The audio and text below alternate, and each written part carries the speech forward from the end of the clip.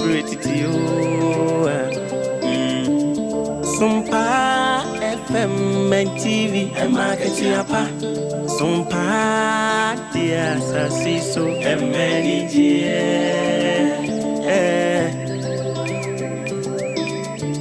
Ajuma yesimini aketi enti usumwa simyo aguna bema wanya aketi yapa ewa sasiso ewiasim mubasum na wansum ye dia fanyina mose wansum bisa usum ye maketi yapo eni je di sompa die e maketi yapa sompa dia sasiso emeni je Sompa FM, Sompa TV, market yapo, Sompa tie, M.I.N.G.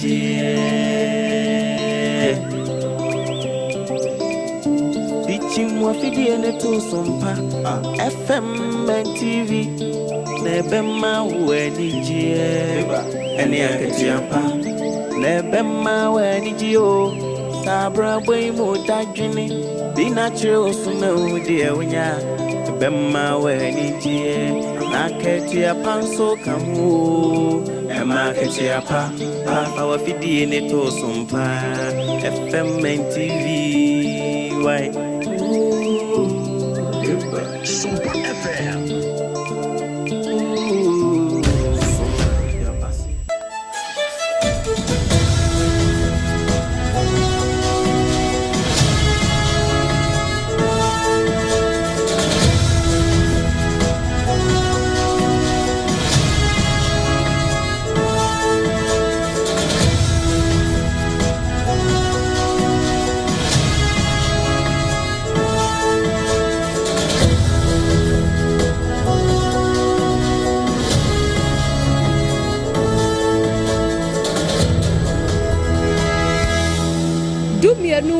Ghana de share mamunyina mahansan so mama kwaba SOMPA 106.5 FM kasa fidie so ni ensem a yensem twerefo ati wa mugu wa mu abugen ekwitire ni nyina agu fidie so a wasamufo pani so ato ne bo asemu ayidie diti ena memene da no pay ayawumumu jumbu so mene da to so aduonu ebako afimpino ene aduonu no mo ensem yesi adwa yede esom na eni animu bi eni Eni animu kakra ya de somwo ene se kopie mu e wa santemantamu a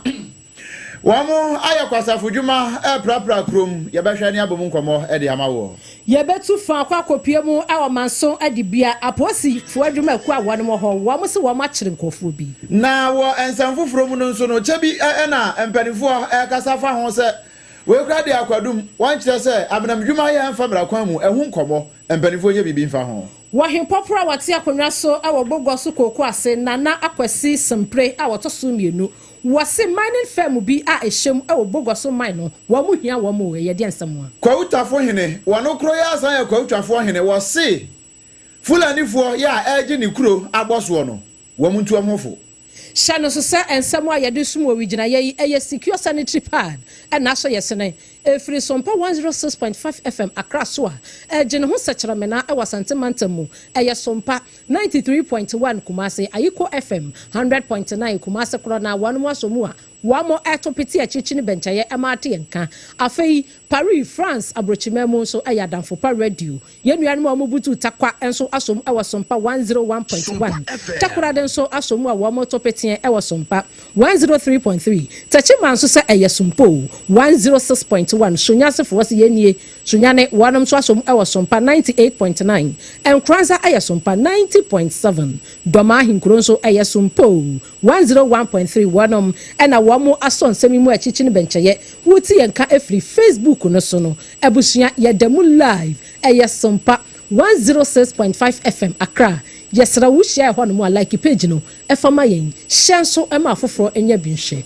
wo wi a wadwenkyere ode ato ho no ni aboche dia mawo YouTube no eye SOMPA FM live www.sompaonline.com yesemufo panin owura tabuate adama we kutire ni nyina potokasa mu brofo wode akogwo kwa na kwa kinkan bi apesemaka de hia yeso yaje penie na secure sanitary pad adama waso yasene oba aboso me beso wo ba mo na me so membo wo so yasene no yen ɛna yɛde nsɛm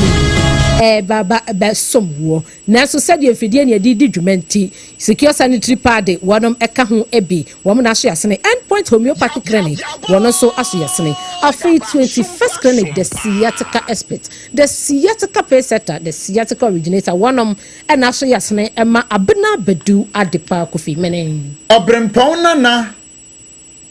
kwaku ampoma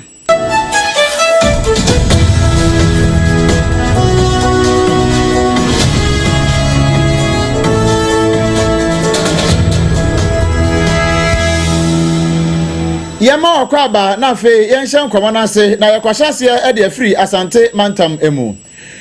esoafo ya ohwe mantam no eso ayonunyamfo obenfo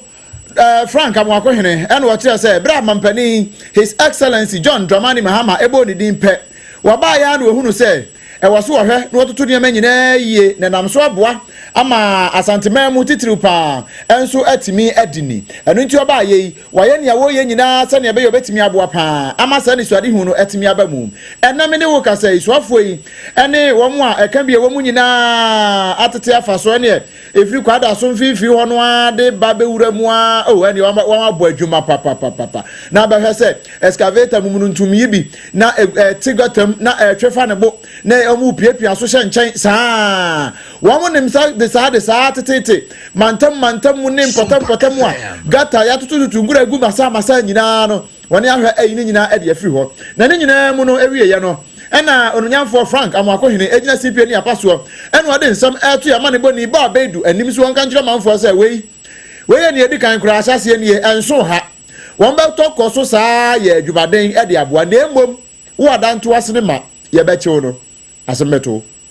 ene ma me ensan ye ya ebe boa ma adwuma di ayeji atinya simuti because de bia de so wa nkofo say na de bia clean up de bia clean wi ana kuro ni mo ye ene oda ne ma me ensan ye ti mamufo na o se ti san ya adi won ye ma bi ho gata se bi wa ye fa putu so ma di je wi no ana wa ye nwe afi ni sie no de ba begu gata ni am wa ye nyina ye ko so su ni nu ye emra ye de adwuma no se be yan force no it ma gata DC ni MP su me ye ke na ma ye ngu ye nsam when it comes to emra concerning sanitation uni akọ bi si ene pa to asem because we have given you the notification you need to be up and doing so far as making sure that we take responsibility of the no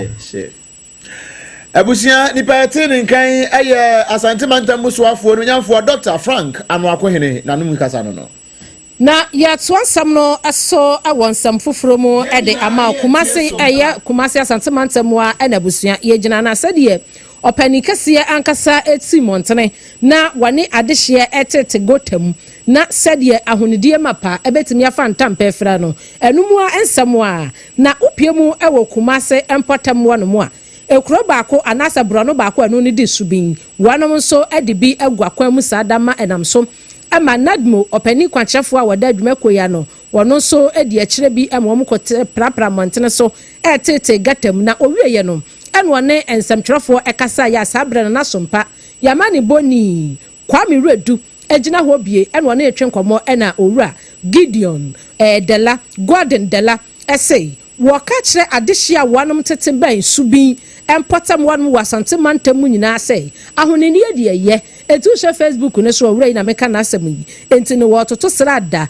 enkanka wanom a wanom de bola egugu gatam wase upiemu awo wayek empotam honom a wayek animo gota kasie bi da honom a adehia no hyeda so bola nkasa firifie no ma beja gum se twawo wase u beja gum no hwan ena mepra enti no sabre ye opani kwanchefo no wada atorenchem adwumako no ano ewo subin empotam honom no wakire mu se watoto asrent obi anya watchdog enti se wo a wote subin potam ho na wo hwe wo nuama na so bola aba begu gotam na choku na nsuo jemu a ebe fa adehye ne de o se enyo enye suban papa kra wotu adehye fo esei sure maybe ya mo sa clean up exercise we ni e kwa ke me fa so ye ni there were 5 summits the summit ya administration ni say o tackle ceremonial rules ni ni na be the big and so fa ka o the center and so manage house make sure so over it always na ye ti ya ra pie e wa ye so ni say the o ha sanctuary one of the areas and pro Abu station and the central market part and along side street edi emima bi diana we that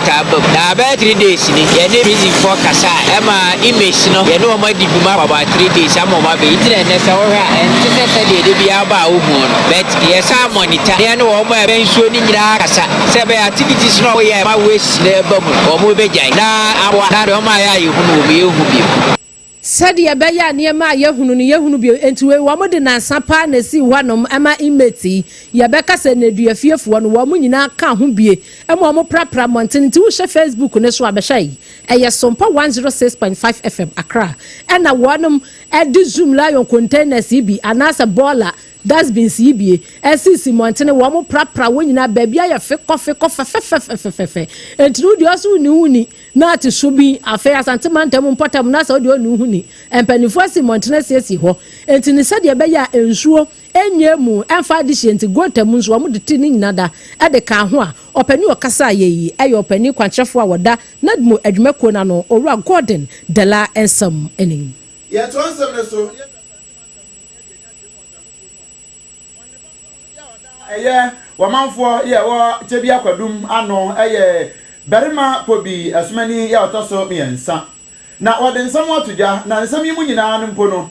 yamane boni kwabna nyako ana wasi bi ese no so wonfanye na wonfantu mfa wiemu ema sompa kase enso yenye ne mmomo akire emfa magana fo nyina se ne edi kan pa eye galamse ya ekoso ewo ma yi mu no eya na ha dwene papa na na tre se eba ye mpotamo esei enunti ye ntu awofo e wasa akwan ne so na afi obi biara nso a wo ye sa adwuma ne bibiara no wo hwe yie pa bio won mo nananom nso wo mo ye ni betumi bia aboa ama sa wa hawo asese e mere wo man galamse a ekoso e wo man mu ne mpotamo no yetimi apagya ne nyina e de afuani apaba e de ahwea no wa hwe ye maame mo asetena editi nkura na se a aya na di we bia asefem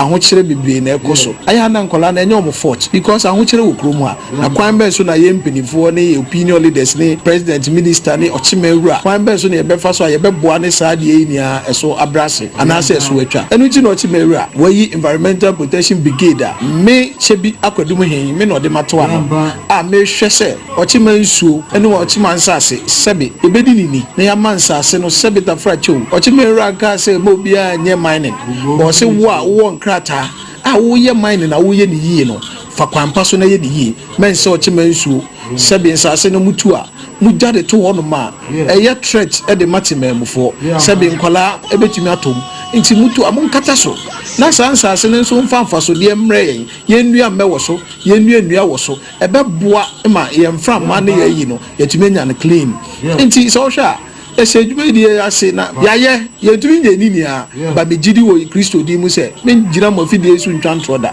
menim se 60% de yenya abusia ani ayeti ye eye opani ya ono eye berima pobi asumani ya otoso miensa wono eye akadum ehene na wiye wa mananso ho a wasale kakra ka ho kyerese abanye ba bi adu no age se wobam ade bia wo hyase a obre nanso ye besira aban no ne ankurankura se mummoa yen aban no mmoa nananom na omma nananom tumi a osoro de ahye yensa no omma sa tumi ni nimu ma yen den ti na me kasa nananom te ho yese party bi anase concession bi ese asase we ye ne dia na se bita fracha betimi mi krom che bi akodum ebe ka che be se asase dia waje ne concession na mi ra wada roma na me ohe na me hwekuro isu mi nimu hwea asefem nti omma mining sam no de so man nananom di akoti wo mpa because president or Accra sebio president abi bodi di akasem na bibi bone obi oni concession wa kwadum na bibi bone ekoso a me ohin na mete answer na president bete no ana se abamumfo bete no na nipa no wasasa ase ne dada nti omoma yetumi na fe nipa bia so omo oni concession de ama ne bia no omo make sure say nananom se asase ne da kwadum a omoma yensa wo mu bi na nipa ni hu se oya de ensem fata nananom wo tumi asi anokwan na ye stop no samu ye na mu yi nananom firi mu a eba ne sa pe na se wasa kapema na wanwamu no eba ne sa enkoyie kura wei eye berema pobi asumani ya otoso miensa chebi akwadum hene ne nkasa ye no no wo garamsemu ana fe mine no efoma gudie huntuo ensemu a ana busua ye daso agira na opiemu e wo bogoso kokwase a wo he popro a wo no oye divisional chief e wo bogoso kokwase eye nana kwesi sampre a wo toso emienu wakasa kire mu se be se ena kakra nie ana upie mu ewo bogoso eye mining firm we no ewo ho no na empanimfo akire mu se Health Goldfields Mining Limited eno so ehyemu bi ewo bogoso Pristia Mining nim na wanu mu kire mu say sa mining firm yi eno no ede Health Goldfield Limited no wanom ekrata no ewu anase tumi krata abroni ebeka se wo mu elise no wanom kire mu se aso ama mpanimfo enwini mfama wo mu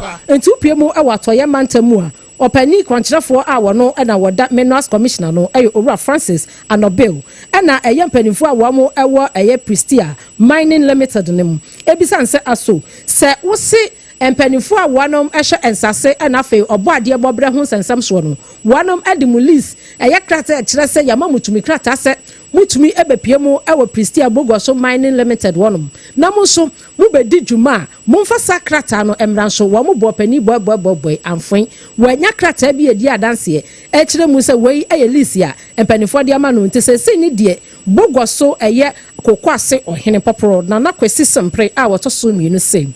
until say opani a wono oyeswani a wohwansase ne obo ade bobre wonsem so no nyafo Emmanuel Amakofibu a ede krata eba be kire wono se krata wei ene ede ama Health Goldfields Limited eso wo mutumi bedru efoma gudie e wo Bogoso Pristia Mining anya sa paade a wo mu de wo ka kire wo se wo mu sesa wo mu kuku no wo kaka nyina every mining firm nim na wo mu fanko esanse wo mu recognize wo mu kura enam so ama kokoa sode so de empanisa kokoa sode ade ne nya adwuma no ade hia one more Pristia Bogoso mine no so se sa mining firm no mo abehye mu wo mu anko a wo mu so nya adwuma enti we no mpanimfo de adesrade na eto eye empanimfo a wo no hyansase na obo ade bobre ho nsem so a na nakwasi ekasa ye ene sompa kase ye ekyensem mu sei ekire yen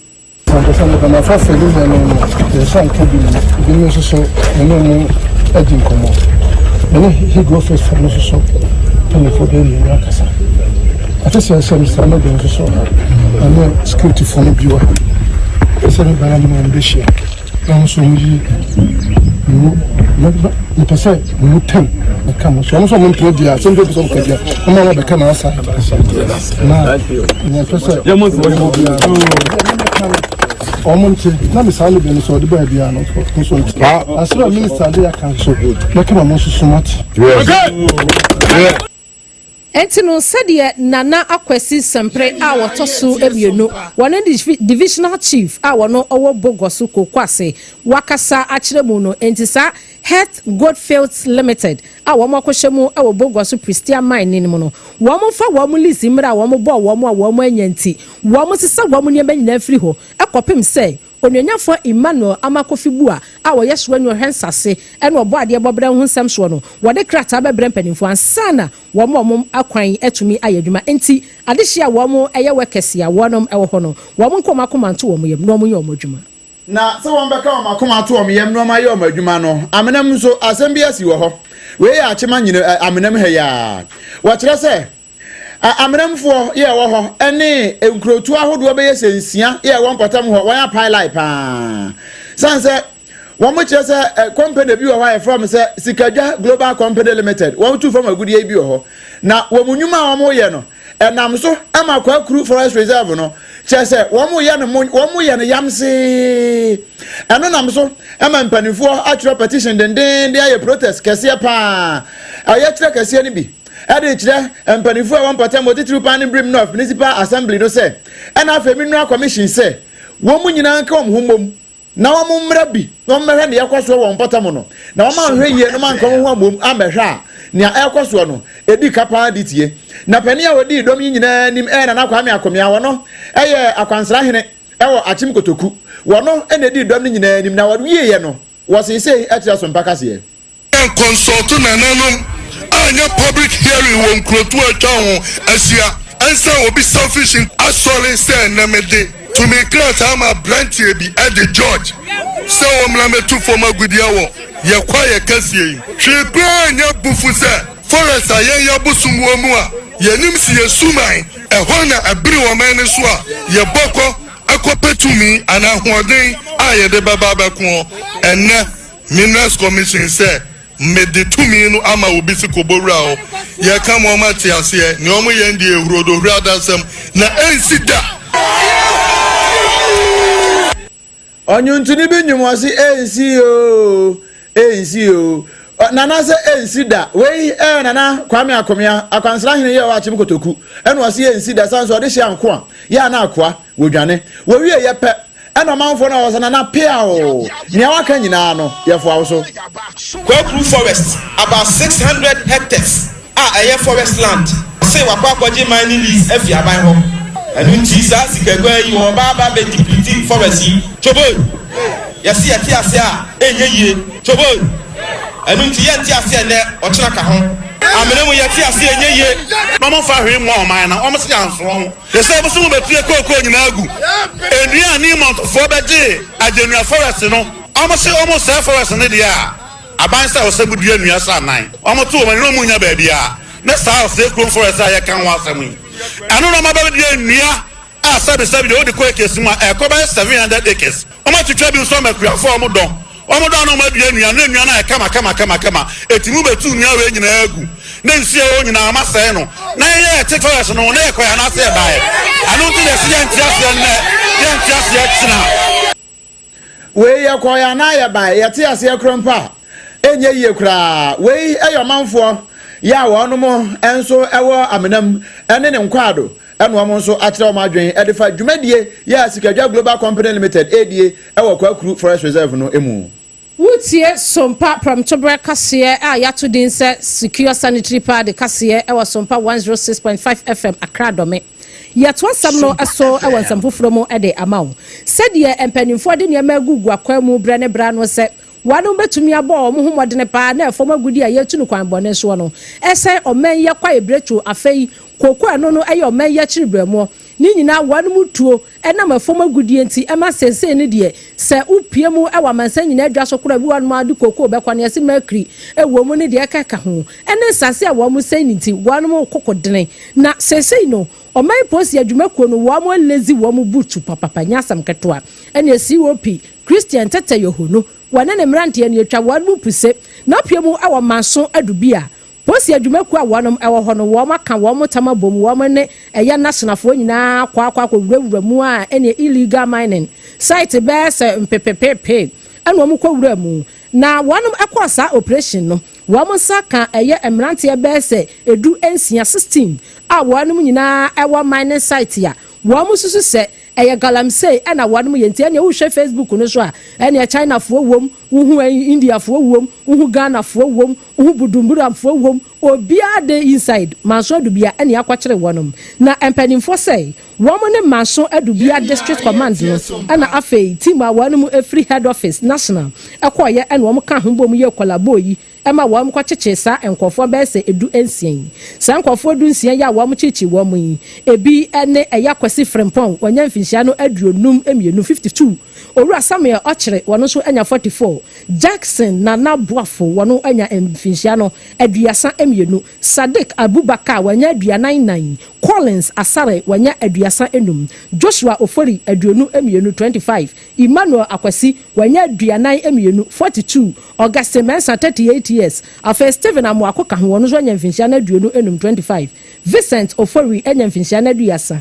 Andrews Opon wanya mfinhia no aduasa baako edi amebubo nyina oba bia ni mema nko a nyaba kontonkoni wono so anya mfinhia no aduasa baako Steven Kwabena Owusu aduanan baako George Baji wono so anya mfinhia no aduonu enwotwe 28 years afei Dagumu Frederick wanya mfinhia no aduanan aduonu enan 24 na wanu mu kire mu sei wo mo kwache sa de hie nyina wie ye bi ye Ganafo ebi firi Togo na fa Chinese baako na nani atemu wo ho no wono so aka ho bi hwe Facebook no so abahu ye de ne beto so wo mo se wo mo che pump machine maako be se edu ene akire na wo mo nsan so enya pump action gun etuo ya etimi boba ho na buban na pie no eno so wo mo nya mienu na ne excavator hodu a wonom se wo mo sa show so ebe se enan ne akire na wonom kire mu a eniema bi a ya akonde a wonom nyina enso aka sa adehia ya che wo mo nipa yi ho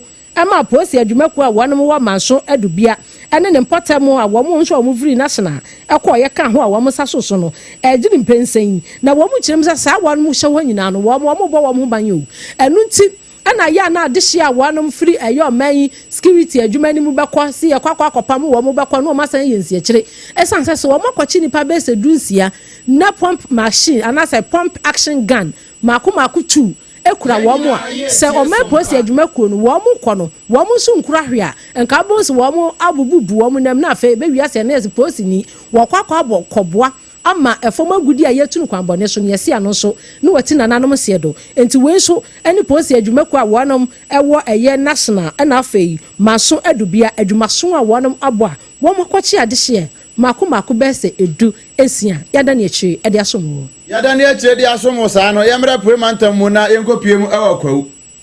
kwawu a yekwa akopie no eho na yegina sesi yekwa kwawutafo man hene anaza kwawutafo hene wanu kuro ye uko kwawu na nanma tranko nyansa aseso ona ye kwawutafo hene wade nsem wato je chese ne mpata mo galamse kwade yenke bi ni ho na emom nyomanfo de galamse wo ho no eye fulani fo ya agene nsa ase aboso enu nti wono so wo hene popro no won tena ho man fulani fo enye ne nsa ase emoso sa enu nti wo ka kire wan se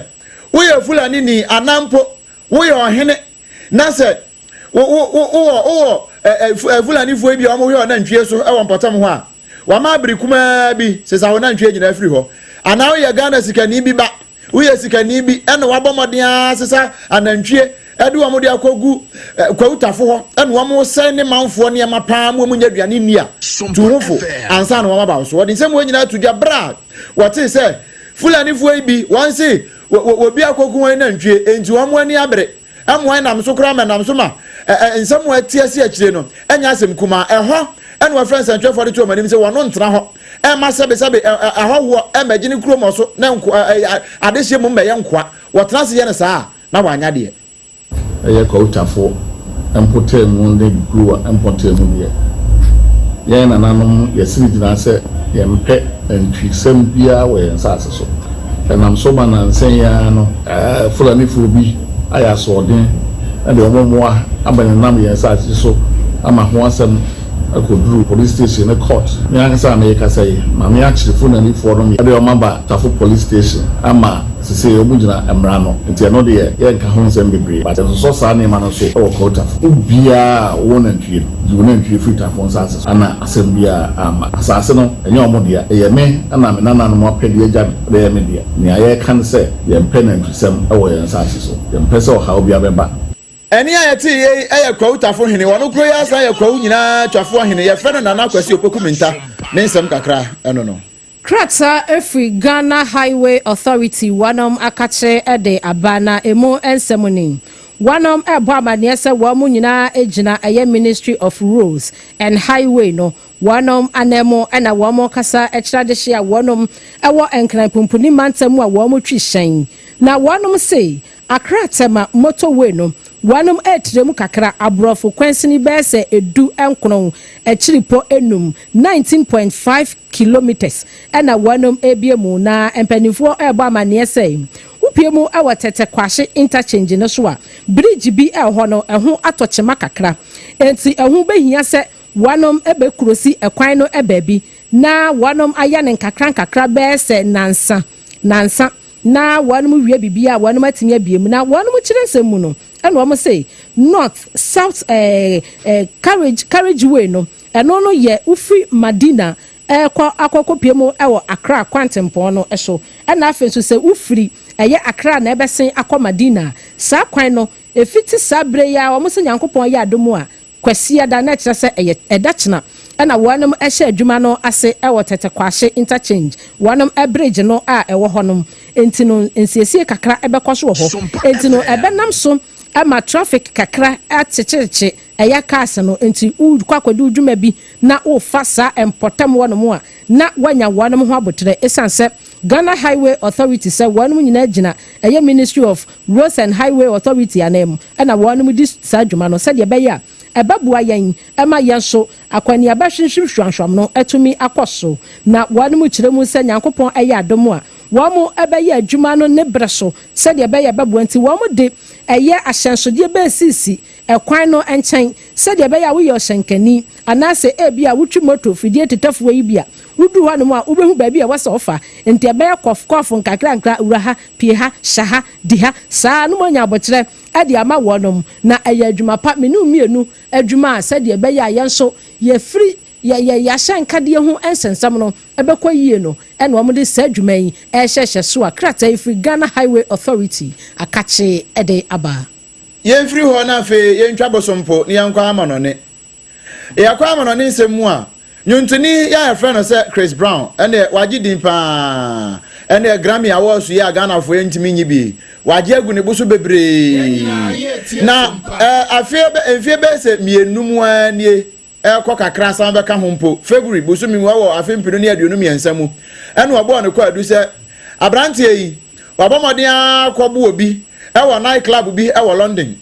na wɔwie yɛ no kora mpo wɔnkyerɛ sɛ saa deɛ yɛsi yɛ mpo no CCTV camera ɛkye no ɛma ɛnam so wɔn mo de na akɔ kɔɔto na ɛnurada ɔkɔpie mu wɔ kɔɔto bio efiri saa abirɛ no nyinaa no wɔkɔ kɔɔto saa ɛnura wɔkɔ kɔɔto a wɔsi wɔ nifɔ wɔnifɔ 2 wɔnifɔ ketekete kora ɛwɔ asɛm no mu ɛne sɛ wɔn mo kyerɛ sɛ asɛm wɔ esi yɛ enyinaa no na ɛyɛ abufuo ɛna ɛkɔɔ soɔ ɛwɔ ɛyɛ London hɔ ɛbrɛ ado wɔn wɔ Tape Night Club ɛwɔ Swanky Mayfair ɛmpɔtɛbo hɔ ɛna aberanteɛ Chris Brown wi wɔbɔ mmɔden ne music producer baako a wɔno nso yɛfrɛ no Abe Diao wɔno wɔpɔnkye no ne wɔyɛ ne sɛ boxing no wɔboro no atambɔtoro ensambɔtoro bi ɛde boro no ɛma aberanteɛ no yɛ mmerɛ na ɛnyɛ ɔno nko a wɔne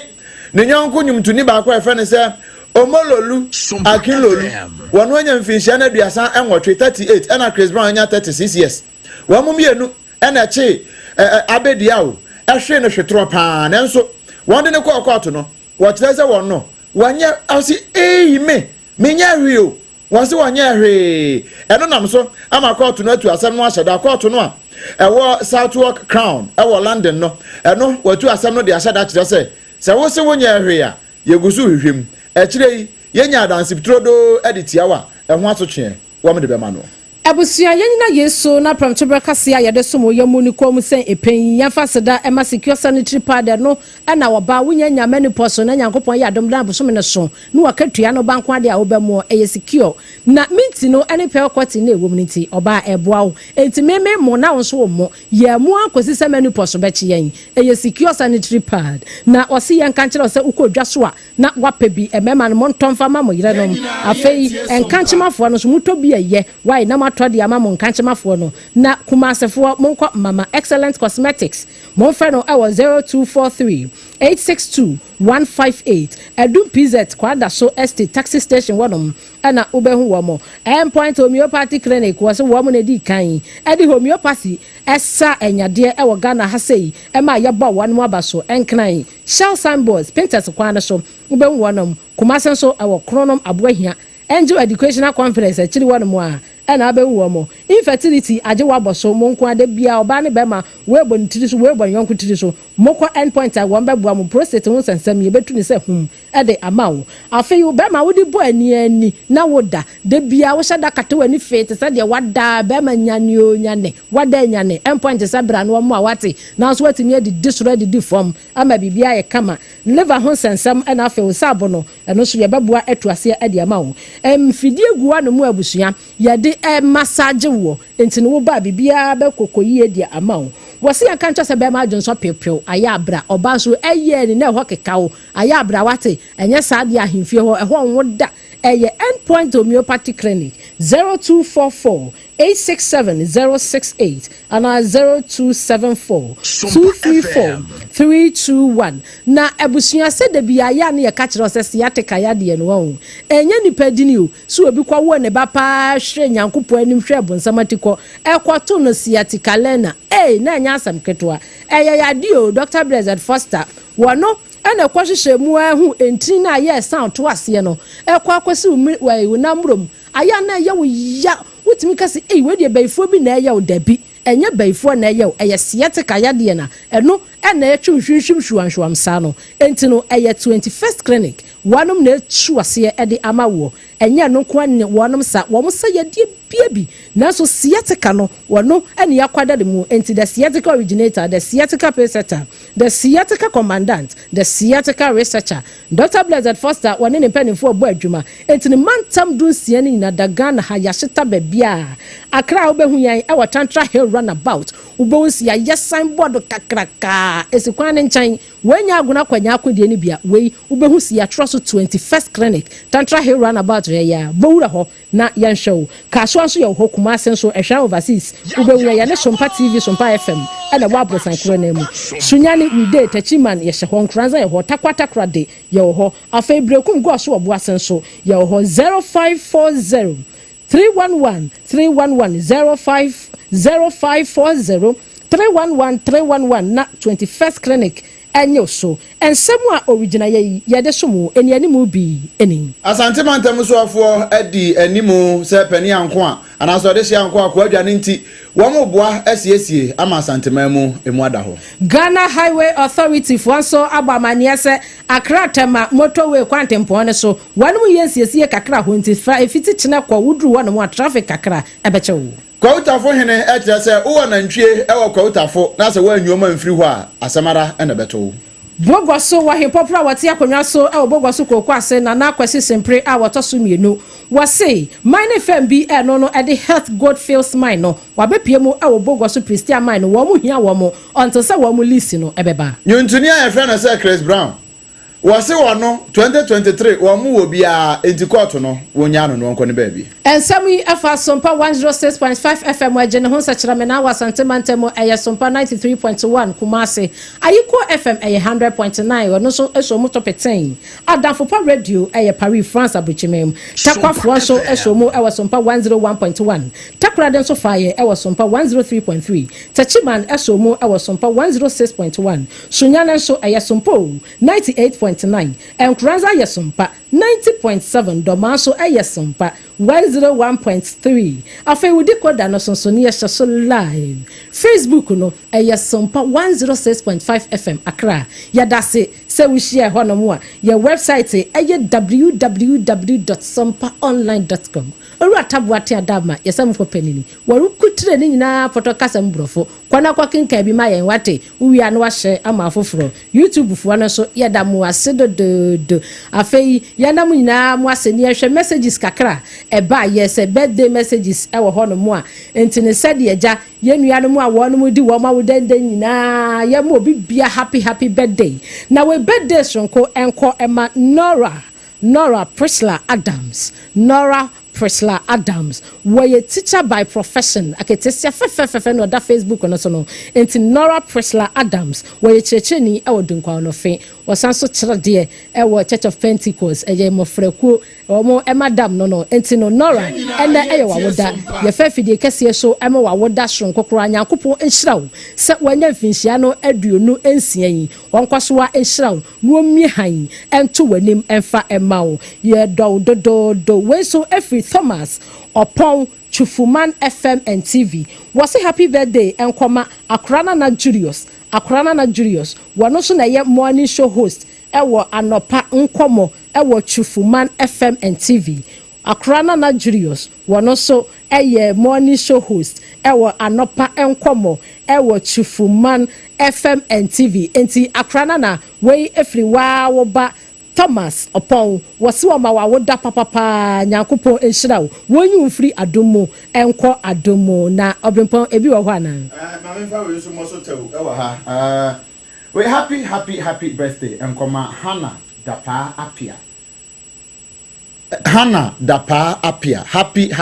birthday enko enfama we efri obra Emmanuel Apia empire so and wase o ma happy birthday nyankopon no mo wonhyira onye okese na onte nanim emfa enkyere wo pa sanso na ye fra o Rukaya sonoma ene your birthday nyankopon no mo wonhyira wo na onye okese onte nanim nkyere na enhyira bia wohia na ode aye from ewa abrabom no nyankopon fa ne nyina enom onye okese na fe wompagya wo ensima pon ma bia pa